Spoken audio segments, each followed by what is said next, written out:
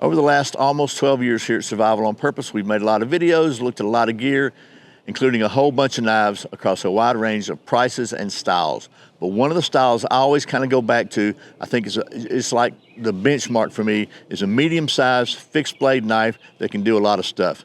Today, we're going to take a look at a medium-sized fixed blade knife that is under 20 bucks. See how well it performs in our scientific testing process. Talking about the Camilus Hawker drop point. That's what's coming up next here on Survival on Purpose.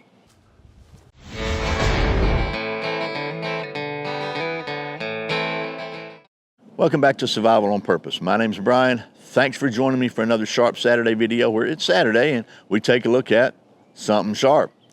Like I said, today that hopefully sharp something is this Camilus Hawker fixed blade drop point knife. Comes in at under 20 bucks. We're going to put this thing through our standardized scientific testing process in just a minute. But first, as usual, today's words from the Bible. And since we're about a week out from Easter, I thought this was especially relevant. This is from John 6, verse 29 in the New Living Translation. Jesus told them, "This is the only work God wants from you.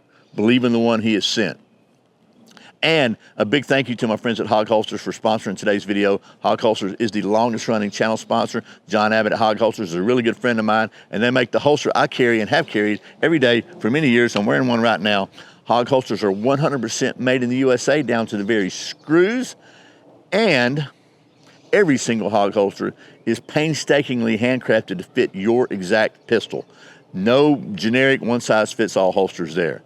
Hog Holster stands for Helping Americans Wear Guns, and if you go to survivalonpurpose.com/sponsors, might be a little coupon code or something on there. I'm just saying so. Thanks to Hog Holsters for sponsoring today's video. Now, let's get down to the old stump top and get to doing some of that knife stuff. You want to? Okay, here is the Camilus Hawker drop point fixed blade.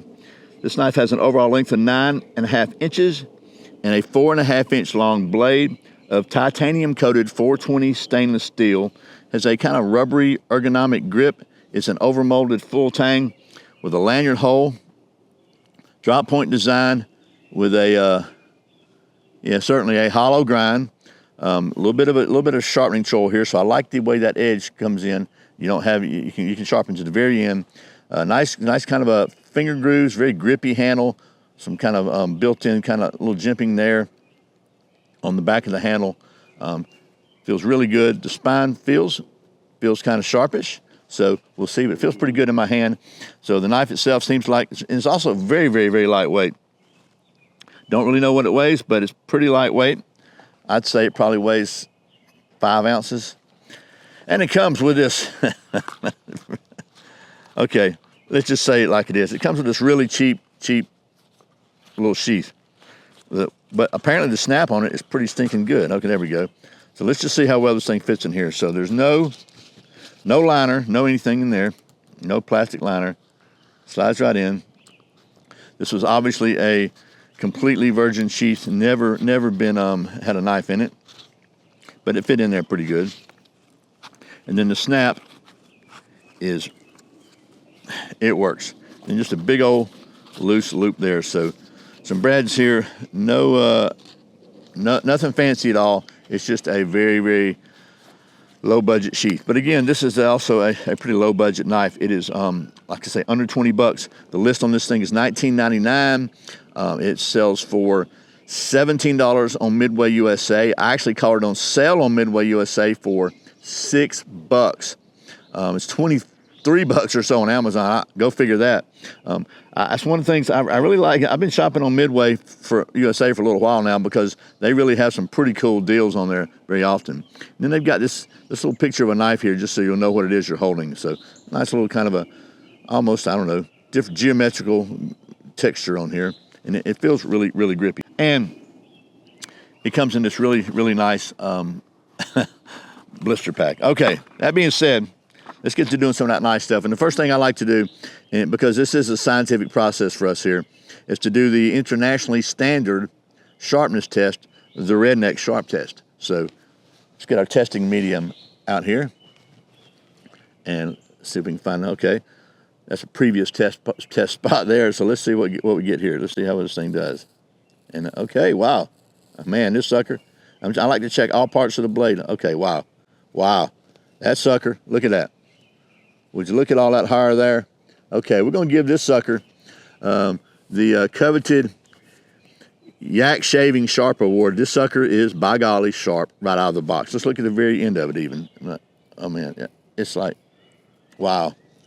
Yeah, okay, it is stinking sharp. Okay, A+, 100% win on the sharpness test. So that sucker, it gets it there. Now, next thing I always like to check is the ability of this knife, or any knife, to help you start a fire. And what we're going to do is, we're going to do that dreaded evil batoning thing. It rained today. I just picked this up off the ground. You can see it's kind of wet here. So what we're going to try to do is get to the interior of this wood to find some dry wood. So let me back you up and we'll get to doing some of that batoning stuff. Can you see me now? I figured you'd rather see this than this. So anyway, let's do it. Let's see what we can do. We're going to put this up here like this, see if we can find something dry. It may be so small that the water soaked all the way in, but we'll see.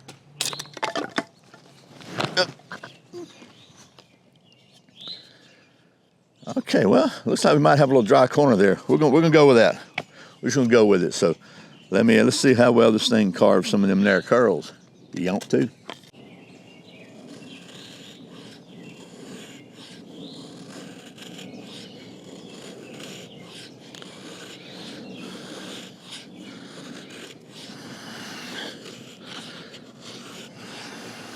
Man, oh man.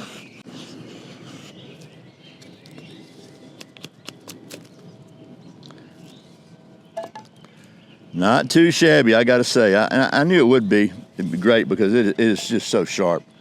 We'll carve a few more and we'll go to the next step of the process. Trying to carve some tiny, tiny, tiny ones here. Something that'll catch a spark. I just wanted you to look at those. Hopefully this thing will focus on that. Can you see that? That's just straight up pretty right there. All right, so let's get them off here now. We're gonna do it like this. We'll cut them like so. Okay. Get them all over here.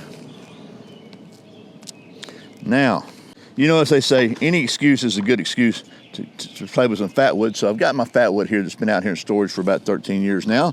We're gonna see how well this spine does some scraping. It feels like it will, but let's just see what happens. Oh man, would you look at that? Oh my goodness, yes.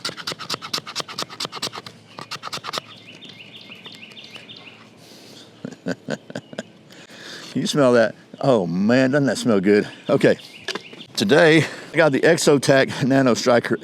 This, believe it or not, is the XL, but it's still pretty small.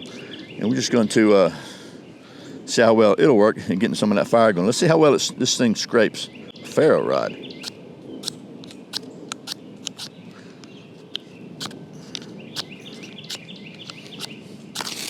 Okay, there we go.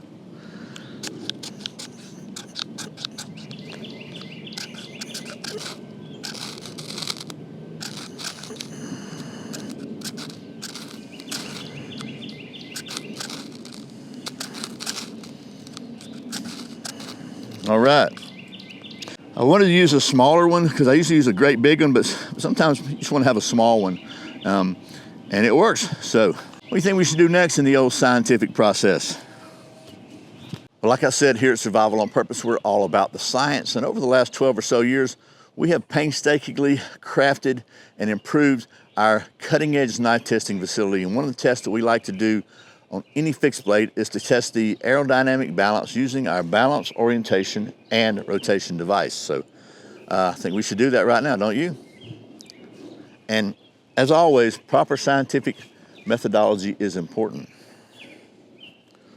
Whoop, whoop, whoop, whoop, whoop. Of course, so is aim. Whoop.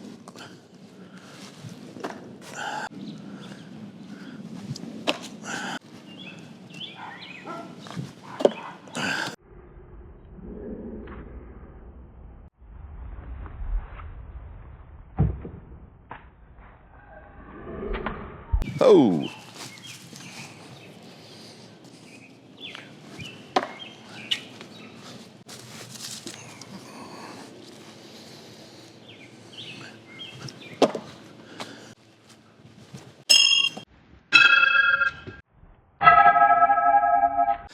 I guess this scientific process is over. Right about now, by the way, I'm really glad I only paid $6 for this.